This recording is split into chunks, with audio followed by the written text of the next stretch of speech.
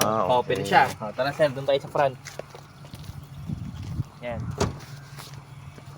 Ngayon sir, pag once na naka-open yung hood, pag hinatak mo pataas, hindi pa siya ma-open. Bakit? Kasi po meron siyang secondary lock na tinatawag. So bukod sa primary, may isa Meron pa siyang siyang secondary. Yan. Ano nga bang purpose nun?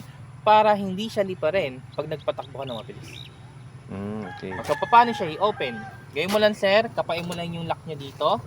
Yan, then angat. Ayun, no? Pagka-pull mo pataas, angat ng hood. After that, hood stand. Hanapin niyo yung butas. Yan po. Ipasok niyo lang dyan. Make sure nyo sir totally lock talaga kasi pwedeng bumagsak sa inyo. Medyo mabigat to. Okay? So, battery, ito po yon. Sa battery sir, meron tayong dalawang terminal, which is negative at saka positive terminal.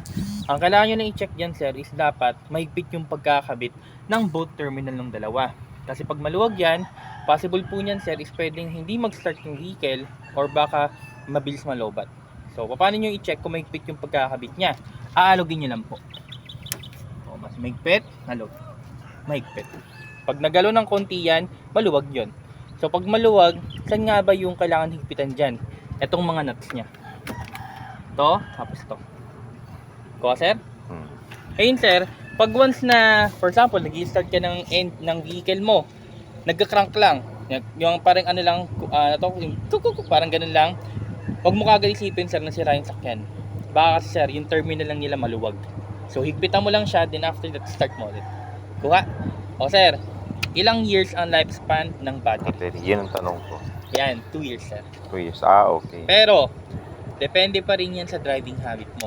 For example, pinapark mo yung vehicle mo, pero palagi mong nakakalimutan i-off yung fan or yung hazard light. So, syempre, mas mabilis malobat yung battery natin. Okay? So, dapat make sure natin, pag iniwan natin yung sakyan na nakapark, lahat ng yan naka-off. Ay. Hello, ma'am. Ano, sir? Sige. Yan, nasa letter B pa lang kami ma'am. Tara po. Yan, so ganun po siya sir. Okay? Next, ano naman yung L? Yung L po is, ayun po yung lights.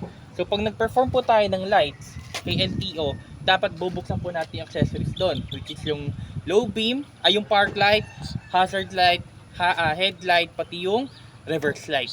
So ngayon, paano natin siya i-perform? Open nyo po muna yung accessories. Tara ma'am, dito po kayo. Para makita nyo rin ito. Yan.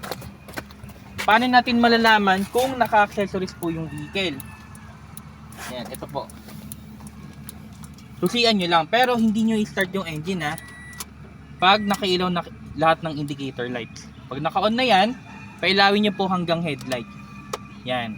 After that, hazard light, on nyo na rin.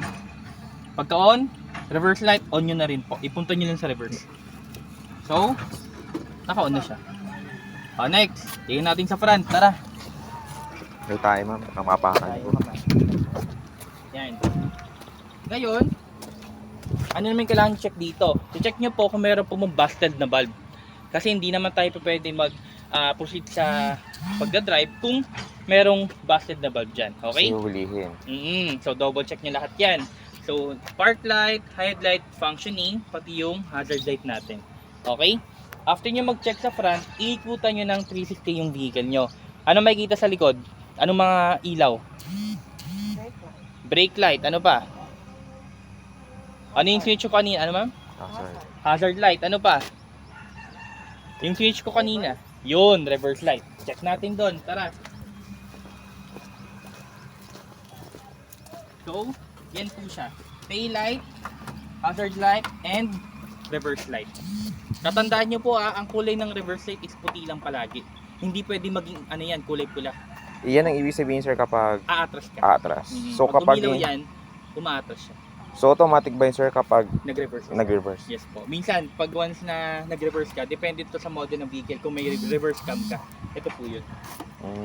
Okay? Pag nag-switch ka Pag ng reverse, nag-reverse ka, reverse ka will automatically come on? yes po. Makikita nyo rin po yung D nyo sa likod. Depende yun sa model ng vehicle. Ito kasi, hindi pa nag-function yung reverse cam niya. Okay? Next, pag once na natapos kayo mag-perform ng lights, kailangan nyo po muna i-off yung accessories. Bakit?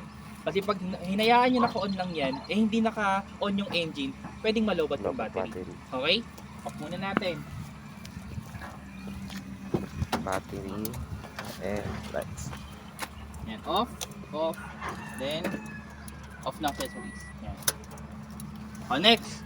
Ano, sir? Sige, sir. Usog ko konti.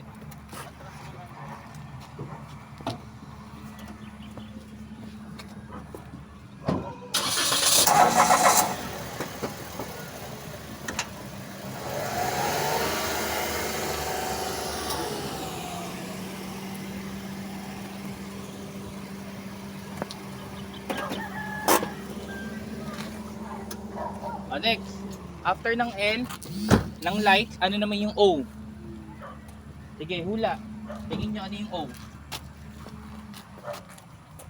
Oil. So, yung oil naman po, ang kailangan nyo i-check dito is yung engine oil. Pag magpe-perform kayo ng check ng engine oil, make sure nyo po naka-off yung engine. Kasi syempre, pag naka-on yan, yung oil yan circulate. So, hindi nyo ma-determine kung naka-level ba siya or hindi. So, ang hanapin nyo po dito, yung tinatawag nating dipstick. Sa dipstick, doon natin makikita kung naka-level po ba yung oil or hindi. So, ito po siya. Dito po, depende po ito sa model ng vehicle. Minsan, yung dipstick niya nakalagay sa left. Minsan nasa right. Minsan nasa middle. Minsan may sungkitan, minsan wala. Okay? So, ngayon, ang hanapin nyo po yung hose niya palagi. Okay. After that, pag nakita nyo na, hugutin nyo yung stick. So, yan po yung oil nyo. O, di ba kalat-kalat siya? Kasi nga, nagpa-under tayo ng engine. So, nag-circulate siya. Kailangan nyo po munang punasan yan. O, dapat meron tayong tissue. So, punas. Yung level ng oil natin, dapat po nandito lang sa pangalawang butas. Or, nasa gitna ng below and maximum level. Okay?